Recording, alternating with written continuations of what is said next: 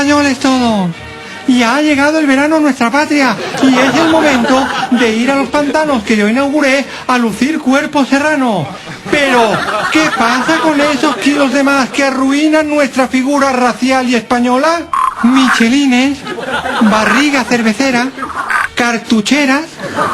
Si estás harta de la dieta de la alcachofa, de la dieta del pomelo y demás mariconadas comunistas, pásate a la dieta con más de 40 años de experiencia, el régimen de Franco. El régimen de Franco solo requiere disciplina y mano dura. Y lo más importante, sin hacer ejercicio.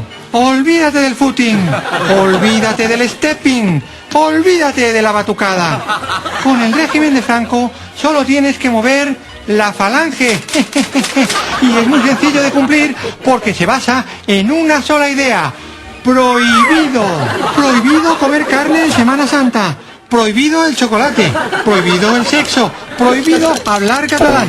Y con resultados garantizados. Observen a este obeso rapaz. Así terminó después de 20 años y un día bajo mi régimen.